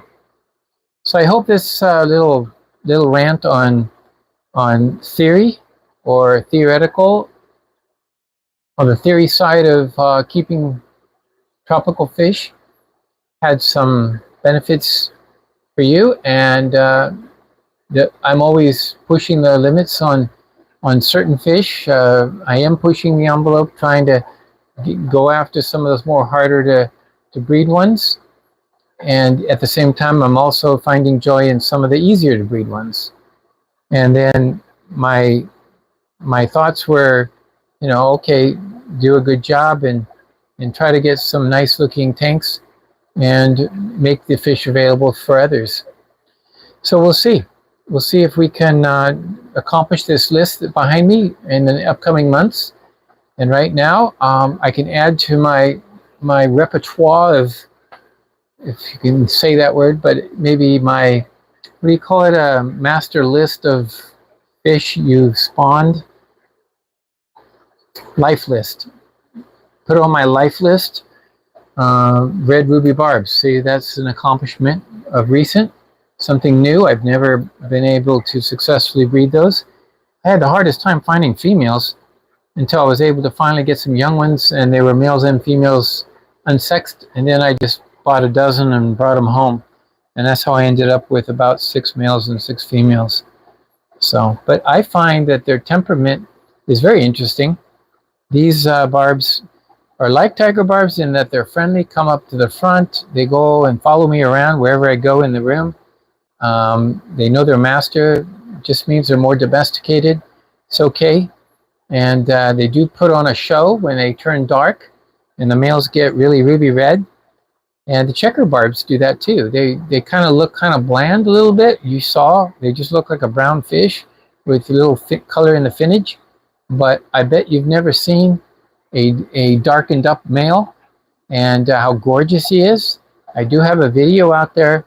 It's a very special video, and it shows what the checkered barb male looks like when he's donned up in his beautiful colors. And I was amazed. It was an amazing fish. I don't remember what happened to that fish, but I had checkered barbs for a while. I bred quite a few of them, and then for some reason I let them go astray and either sold too many of them or not enough keepers, and then next thing you know, I didn't have any. But I was able to pick up another 10 or so. At the same time, I picked up the black ruby barbs, and I'm looking forward to working with the checkered barb again. Another very small. It's much smaller than they're no bigger than, say, they're right now they're as big as the cardinals, and they're not going to get much more bigger than that. They'll probably just be a little bit bigger than the cardinals, and they are very peaceful, and they're very pleasant community fish. I highly recommend them as well for people who would be interested in a barb that is not going to give them issues. So, well, that's enough ranting for tonight. Thank you very much for all the support, thumbs up and everything. And everybody's saying good night already. I know it's late. See, it's already 10:15 here on the East Coast. Yeah, and Sandy, you were the first to join us tonight. Thank you so much, and you've stayed to the end. You totally agree. I'm going to read your comment. It says, it's heartbreaking to have nasty fish in a beautiful tank. And I have to agree with that. It's heart-wrenching when, you know, you see a fish just be a bully and tear into others, and then they start dying off, and you know who the culprit is. It's no good. So I hope in sharing what fish I have and the breeding processes that I have has been helpful. In the upcoming months, we're going to enter into the fall, and there'll be plenty of work for us to do. So thank you very much. Have a great weekend, everybody. And you too, Sandy, thank you all for joining, and the members, especially you members like Sandy and Jeff and others. Do appreciate all the support. North Aquatics, I know you said hello. I don't know if you're still with us, James, but it's always a pleasure. It makes me feel good when you're dropping in for even a shout out or a hello. So thank you so much. And as always, please try to enjoy your fish and enjoy the work. I like to put work into cleaning up a tank and making it look nice, because when I'm done, I feel like I've accomplished something. It's like, I remember when I was a teenager, I used to mow lawns, and this was Southern California, so everybody had to mow their lawn. And Meyer, you're here and you didn't even say anything. Good to see you, and thank you for that super chat at the very end. I'm so glad people like yourself are with us. So wonderful. But when I was cutting lawns, you know what I would do? I was the kind of person that always enjoyed the hard work. It was very sweaty, dirty work, running the machines, trimming the edges, making it look nice. And I tell you, I had a huge sense of satisfaction when I was done. And I could look back and I could say, that yard looks nice. And it was all because of the hard work I had put into it. So when you do the same thing with fish tanks, I get the same satisfaction. I look back and I say, wow, that really looks nice. And so I know it needed it for some time. You might say the grass was tall, but when I got in here and got that rock pile out, rearranged a few things, tied the ferns back onto the log, and planted a few of the plants, guess what? That was the time when I suddenly felt like, you know, I scraped the algae, redid the water, and the next day when it was crystal clear, I was like smiling from ear to ear. And it was like, wow, I could just sit here and watch this tank for hours and these fish do their thing. So, yeah. So I hope that was something for all of you to take home and to think about, meditate on your fish, enjoy them while you can, because I'm sure the day will come when fish will no longer even be available. Just, you know, thinking down the road when mankind has destroyed all what is natural, and the rivers and the lakes are polluted, and there's no more homes for actual beautiful fish like we have. They may be only living in our aquatic kingdoms, our own little worlds that we have set up for them. That may be the case. Maybe it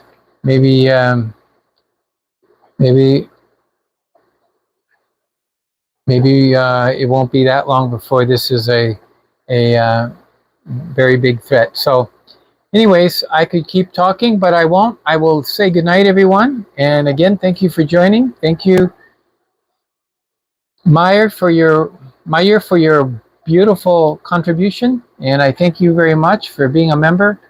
It's so wonderful. And you're doing water changes, and you're doing what I like to do. I like to watch the videos. I really enjoy getting down I got to go watch Steve's video now, and that's when I'll be cleaning up the room and the aftermath and putting everything back in order and feeding the fish. It's the final feeding for tonight. And thank you, everybody. And Captain Razor, thank you for coming in too. So good night, everyone, and keep it real.